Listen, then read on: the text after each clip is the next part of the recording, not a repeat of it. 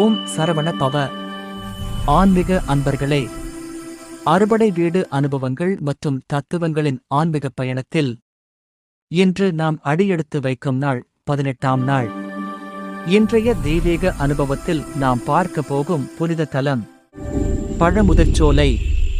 பழமுதிர்ச்சோலையில் முருகனின் கருணை முழுமையாய் கனிந்து தரும் புனித தலத்தை பற்றியது.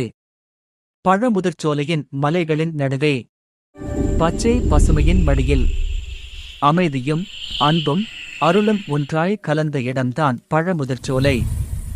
மற்ற ஆறுபடை வீடுகளில் முருகன் வீரனாகவும் ஞானத்தின் குருவாகவும் துறவியின் சின்னமாகவும் நமக்கு காட்சி தருகின்றார்.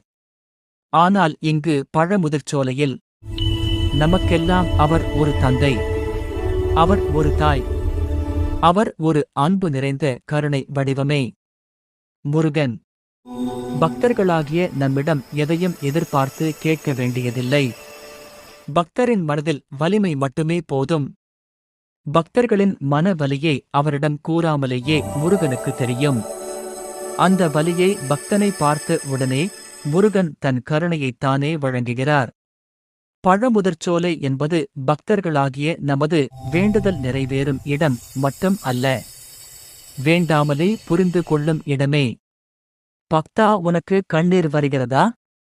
அது உன் பலவீனம் இல்லை, அது முருகன் உன்னை அழைக்க வருகிறான் என்பதற்கான அழைப்பே. பழமுதிர்ச்சோலையில் முருகன் பழமாக கனிந்த ஞானமே. பக்தனை தேடி வரும் தேவனே முருகன். பக்தர்களாகிய நம் வாழ்க்கை எவ்வளவு சிக்கலானதாக இருந்தாலும் அந்த சிக்கல்களை ஒரு புன்னகையால் அவிழ்க்கும் சக்தியே பழமுதிர்ச்சோலை முருகனிடம் உண்டு. இந்த நன்னாளில் முருகன் நமக்கு சொல்வது ஒன்று மட்டுமே: நீ எதற்காகவும் சோர்ந்து போகாதே, நான் எப்போதும் உன்னுடன் தான் இருக்கிறேன். பழமுதிர்ச்சோலையில் முருகனின் கருணையின் உச்சம், அவரின் அன்பின் பரிபூரணம், அருளின் நிறைவு, அதுவே பழமுதிர்ச்சோலை முருகன். எனவே பக்தர்களே, பழமுதிர்ச்சோலையில் முருகன் கடவுளாக மட்டும் இல்லாமல் நமக்கு தந்தையும் தாயுமாக இருக்கின்றார். ஆகவே பக்தர்களே, இன்று முருகனை மனதார ஏற்றுக்கொண்டு அவரை வணங்கி அவரின் அருளை பெற்று நலமாக வாழ்வோம். ஓம் சரவண பவ.